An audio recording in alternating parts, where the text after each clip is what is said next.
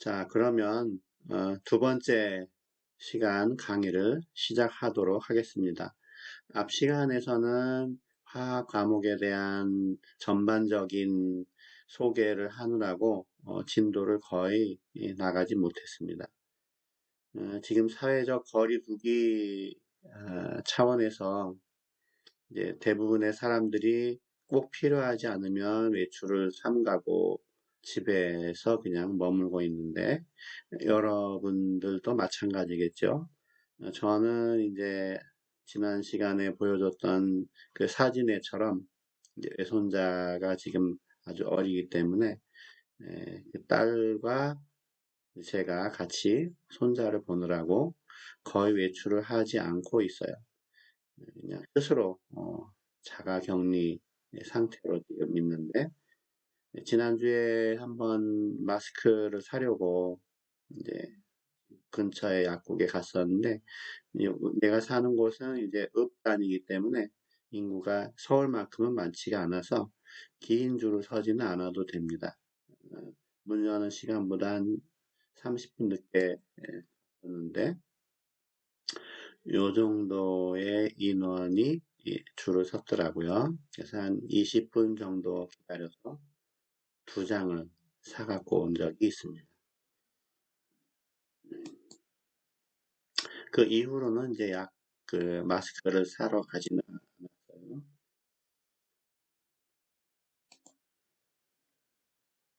1장의 주된 내용은 원자론, 원자에 대한 이야기예요. 달턴이란 사람이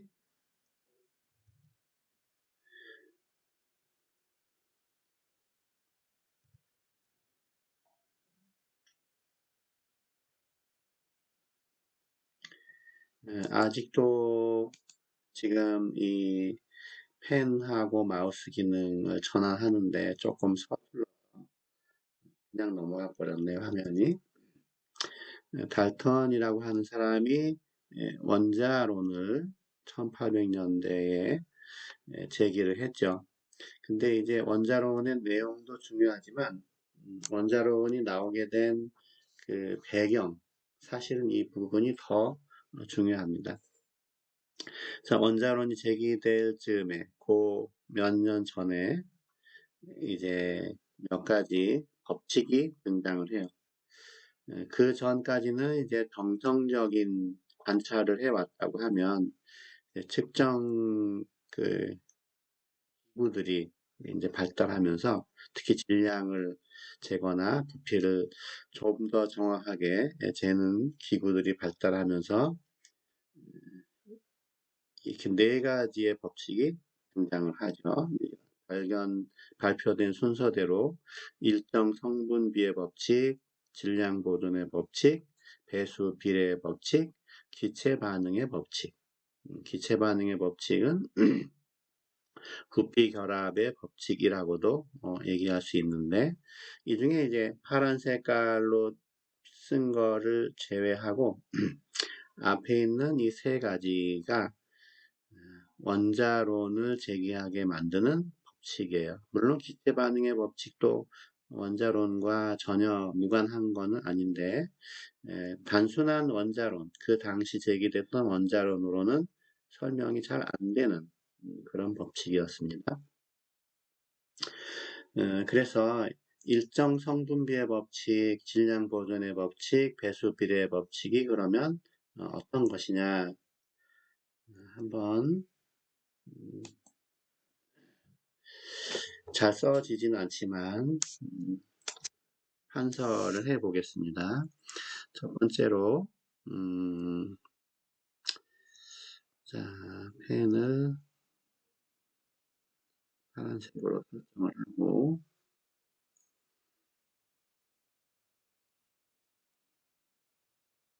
일정 성분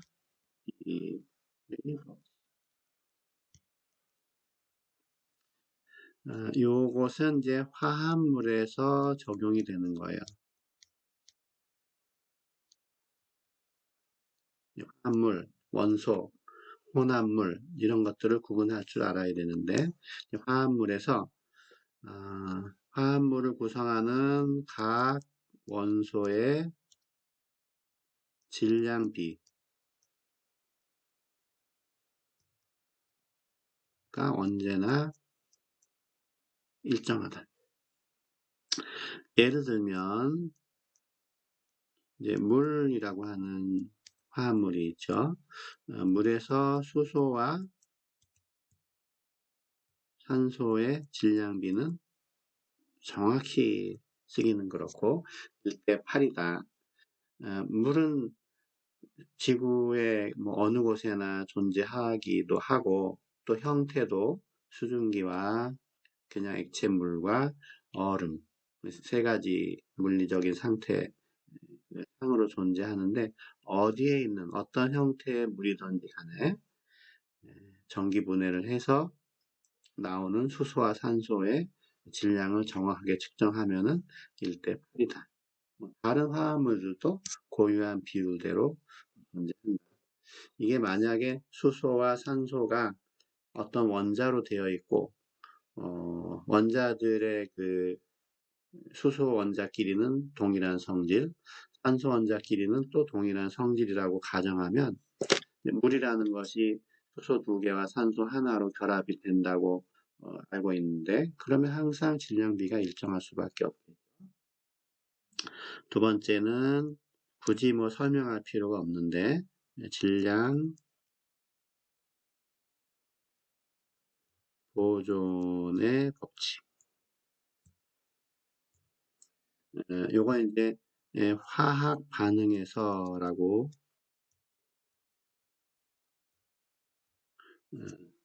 제안할 수 있는데 화학 반응에서 반응하기 전과 반응한 후 반응물과 생성물의 질량을 비교해 보면은 언제나 같다 하는 거죠. 질량이 늘어나거나 줄어들지 않는다.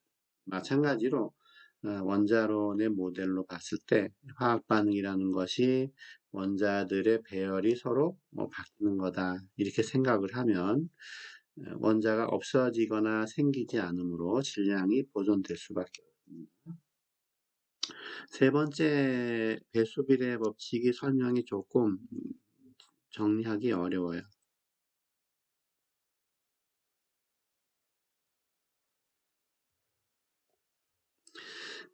요거는 이제 조금 좁혀서 얘기하면 두 가지 원소가 두 가지 화합물을 만들 때 두 가지 원소가 두 가지 화합물을 만들 때 한 원소의 일정량 한 원소의 일정량에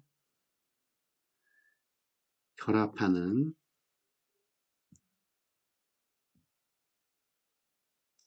다른 원소의 질량비는 간단한 정수비이다. 자연수비이다. 이런 얘기예요. 이것도 예를 들어서 수소와 산소가 만들어서 두 가지 이상의 화합물을 만드니까 하나는 물, 하나는 과산화수소. 원자론의 결과를 이용하면 물은 H2O이고 과산화수소는 H2O2인데 요 분자식을 보면 알 수 있듯이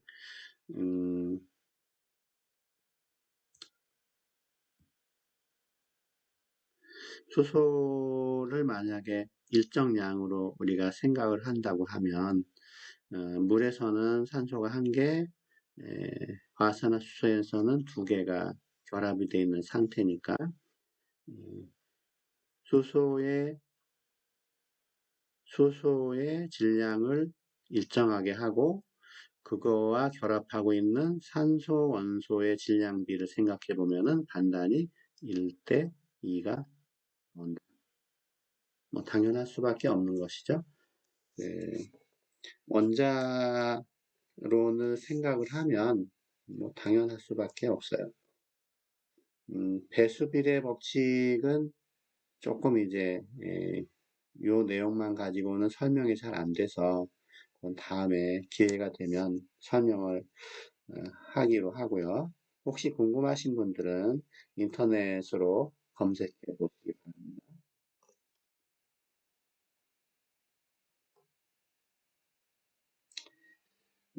그래서 이러한 그 세 가지 법칙에 의해서 이제 원자론이 제기됐는데 네 가지 지금 각 원소는 원자라는 매우 작은 입자로 되어 있다. 같은 원소는 여러 가지 성질에서 같다. 지금 질량 및 기타 성질 그랬는데 다른 원소는 뭐 다르다. 이제 빨갛게 동위원소라고 써 있는 요 부분에 의해서 같은 원소이지만 질량은 다를 수가 있다 하는 거고요. 화학 반응에서는 질량 보존의 법칙에서 알 수 있듯이 원자가 없어지거나 새로 만들어지지는 않는다. 화합물, 그러면 화합물의 정의가 두 종류 이상의 원자들이 화학 결합을 해서 만들어지는 물질이에요. 물론 같은 종류의 원자들끼리도 물질을 만들죠. 뭐 산소 기체 그러면은 산소 원자끼리, 오존 기체 그러면은 산소 원자끼리 예, 이제 오존을 만드는데 산소 기체는 O2, 오존 기체는 O3 이런 것들은 동소체라고 따로 이제 부릅니다.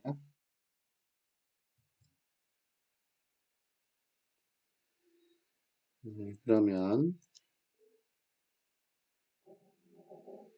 다음 화면으로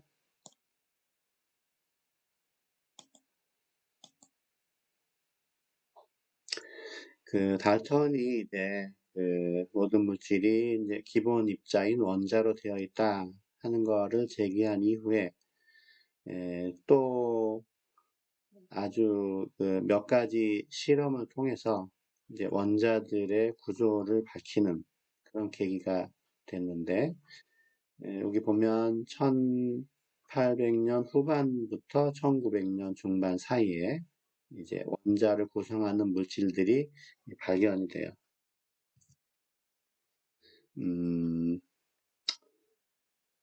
결과적으로 원자는 무엇으로 되어 있느냐? 전자와 양성자와 중성자로 되어 있다. 양성자, 중성자는 핵을 구성을 한다. 현재 모델로 보면 원자가 만약에 이만한 크기의 원자가 있다고 하면 그 점만한 좀 가정해서 표시하면 중앙에 중심에 핵이 있고 전자가 훨씬 작은 입자의 전자가 이 주위에 적절하게 존재하는 거예요. 이 핵은 한 종류만 있는 게 아니라 양성자와 중성자로 되어 있죠. 이 이제 나중에 양성자와 중성자와 전자들의 정체를 확인해 봤더니 질량이 양성자와 중성자는 거의 비슷해요. 전자는 그거에 비하면 무시할 정도로 작죠.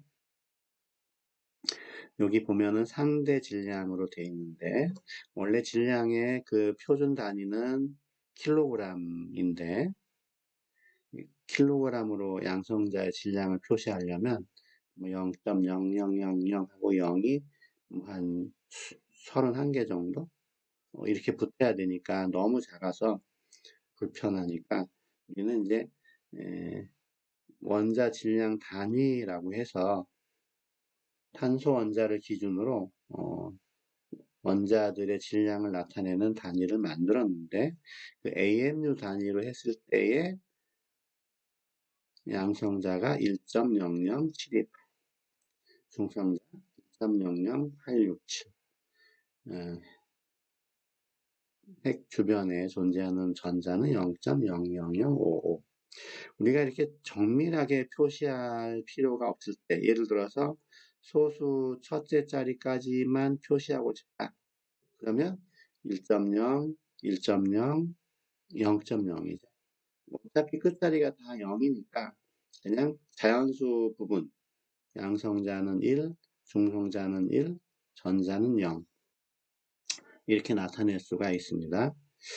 그러니까 핵을 구성하는 게 양성자와 중성자와 전자인데, 만약에 어떤 원자가 양성자가 8개, 중성자가 8개, 전자가 8개라고 한다면 이 원자 번호 8번이 산소인데, 이 산소의 질량은 상대적으로 얼마일까 해보면 양성자, 중성자는 1칙이고 전자는 0이니까 그냥 양성자와 중성자의 개수를 합치면 돼요. 그러니까 이런 경우에 질량은 16이다. 질량수 이렇게 두 개의 숫자를 더하기만 해서 얻어지기 때문에 질량수라고 합니다. 마찬가지로 또 그 세 입자의 전하의 그 성질을 보면 지금 요것도 상대 전하예요. 전하량의 단위는 쿨롱인데 쿨롱으로 나타내면 이 전자의 전하가 이제 마이너스 1.6 곱하기 10의 마이너스 19제곱 이렇게 엄청 또 작은 양이니까 불편하죠. 그래서 전자 하나의 전하량을 마이너스 1로 친다면 다른 것들은 어떨 것입니다. 중성자는 이름에서 알 수 있듯이 0이고 양성자는 플러스 1이다. 아까 산소 양성자 8개짜리 산소 얘기를 했는데 산소 원자 기호를 쓰고 여기 이제 원자 번호라고 해서 좌측 아래에 숫자를 첨자로 쓰는데 이 원자 번호가 양성자의 개수를 의미해요. 약속이니까. 그러면 양성자는 당연히 8개구나 알겠죠? 좌측 위에다가는 질량수를 씁니다. 질량 8 더하기 8. 이렇게만 표시하면 산소는 양성자가 8개, 질량은 16. 그러면 중성자는 요 차이니까 8개.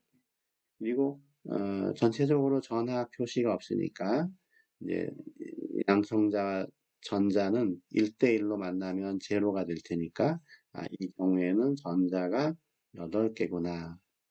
만일 요 우측 첨자로 음이온을 2개 정도 요 상대 전하로 마이너스 1을 표시했다면 전자가 8개 있었는데 외부에서 2개가 더 왔구나. 그래서 전자는 10개 이런 식으로 표시가 되는 겁니다.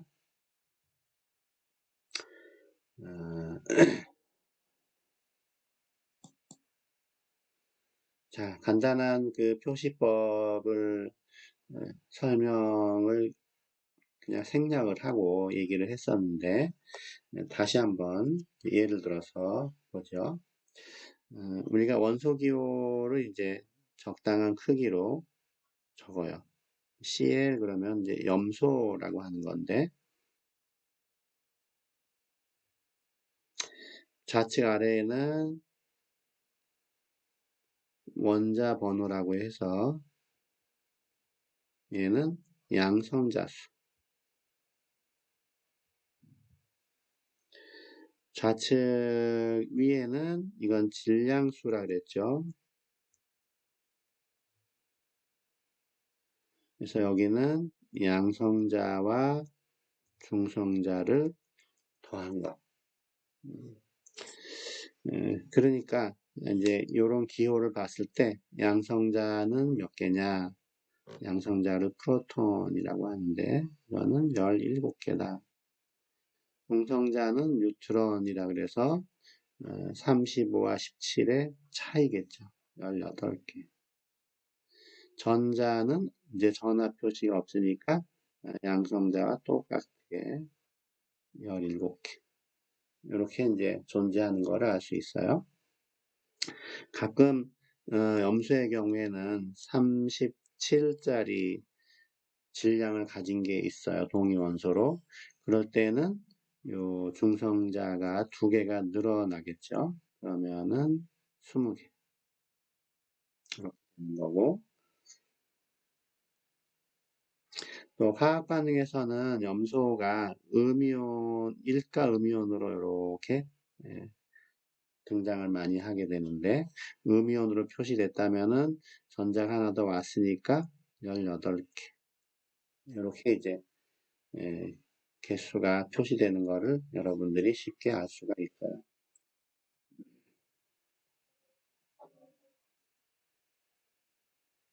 그 다음에 책을 이제 또 넘기다 보면 현대 원자론이라고 해서 좀 생소한 그런 내용이 나오는데, 이 현대 원자론은 수학도 많이 이제 이용을 해야 되고 내용이 상당히 까다롭습니다.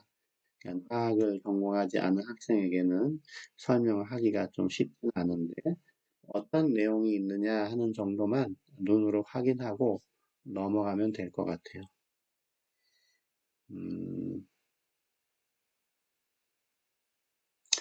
양자화라고 하는 개념도 중요하고,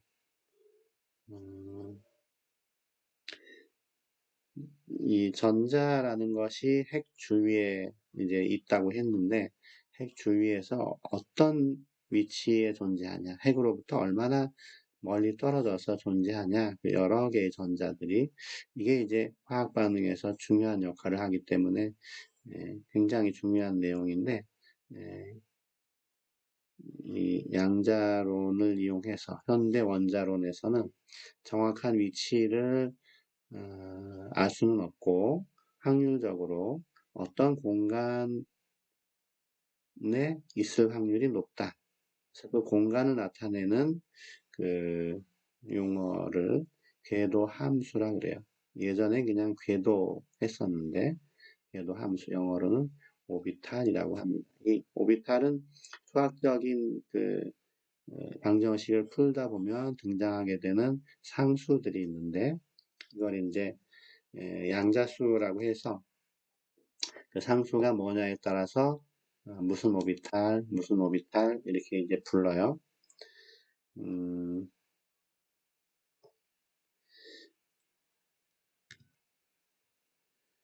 그 상수가 이제 수학적인 방정식을 풀다 보면 NL, ML이라는 세 개의 상수가 등장하고, 중에 이제 또 스핀 양자수라는 게 이제 도입이 돼서 네 개의 양자수가 전자의 상태를 나타내는데 사용이 된다. 뭐 정확한 거는 여러분에게 설명할 수는 없고요. 그런 게 있다 하는 정도 알아두시고, 원자의 대표적인 이온 전하는 다음 페이지에 나오게 되는데, 금속과 비금속, 중금속에 따라서 형태가, 금속은 양이온, 비금속은 주로 음이온, 중금속은 2가지 이상의 이온을 가지기도 하고, 중금속이니까 얘네들은 금속과 비금속의 중간에 성격을 띠는 거네요. 이온을 별로 이렇게 확실하게 띠지 않는다. 다음 화면에서 다시 설명을 하겠습니다. 마치기 전에 원소에 대한 이제 단원이고 원소를 공부하는 거니까 우리 책에도 소개되어 있지만 원소를 나타내는 아주 좋은 방법 중에 주기율표라고 있어요. 그래서 인터넷을 검색하면 아주 많은 주기율표가 등장하는데, 이제 내가 찾아본 것 중에 제일 쓸만한 주기율표가 ptable.com입니다. 한번 눌러보면 이런 식으로 지금 돼 있습니다. 아주 신뢰도가 높은 주기율표예요. 주기율표에 대한 대략적인 설명도 오늘은 시간이 많지 않으니까 다음 주 시작할 때 첫 시간에 주기율표를 설명하면서 시작을 하고요. 오늘은 한 가지만 보겠습니다. 보면 여기 탭에 위키백과, 속성, 구역별, 동위원소상, 화합물 이렇게 등등이 있는데 이제 위키백과만 알려줄게요. 우리가 어떤 원소를 알고 싶다. 납이라는 원소를 알고 싶다. 그럼 이제 납을 클릭을 하면 위키백과의 납에 해당하는 그 내용이 이렇게 쭉 등장을 해요. 위키백과가 워낙 그 내용이 방대하니까 여기도 내용이 많죠. 글도 있고 그림과 주기율표상에서의 위치 뭐 등등 이렇게 있는데 아까 전자들의 위치 얘기할 때 오비탈이라는 얘기를 했는데 이 부분이 이제 그 오비탈의 정보예요. 납이라는 납에서는 전자가 몇 개 있는데 그 중에 앞에 이런 배치 외에도 4F라는 오비탈에 14개, 5D라는 오비탈에 10개 등등.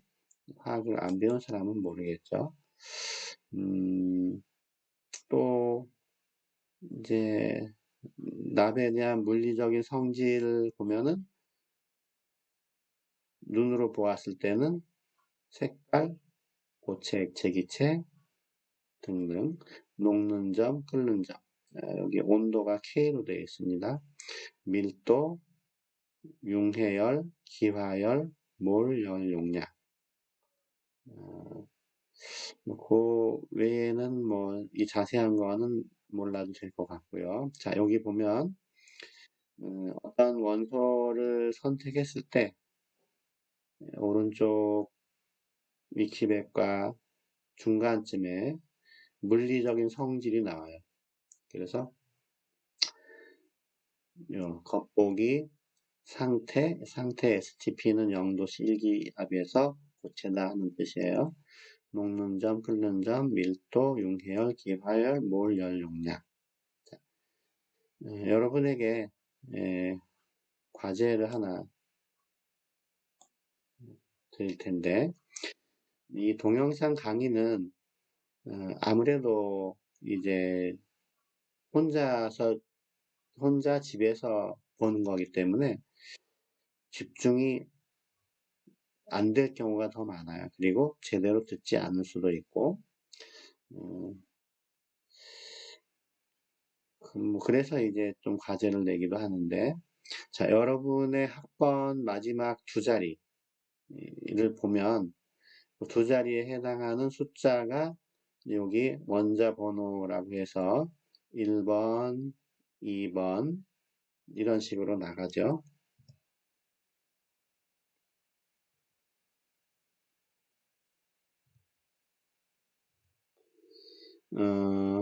자, 이거는 파워포인트 화면이 아니었네요.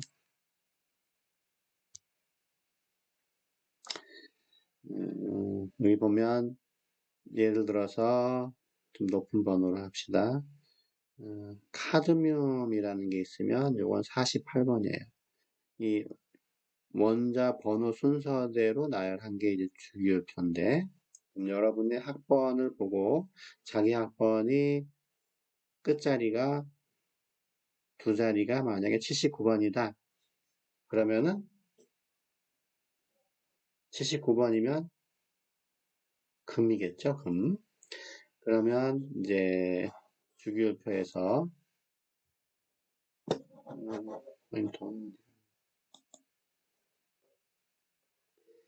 79번을 누르고 그러면 이제 거기 아까 물리적인 성질이 7가지, 8가지가 이렇게 나오니까 자기 학번은 뭐고 그거에 해당하는 원소는 금이다. 금에 대해서 요 8가지의 물리적인 성질을 적어서 어, 어떻게 할까요? 댓글로 달아도 되고 아니면 그냥 뭐 메일이나 카톡으로 번호를 안다면 카톡으로 보내도 되고 이렇게 해주시기 바랍니다. 요것이 이제 출석했다는 증거 중에 하나가 되는 거예요. 이것으로만 되는 건 아니고 뭐 시간이 좀 됐으니까 오늘 여기까지만 하고 다음 시간에는 이제 주기율표에 대한 설명을 조금 더 하고 이제 원소에 대한 얘기를 조금만 더 하면 이제 일장이 끝납니다.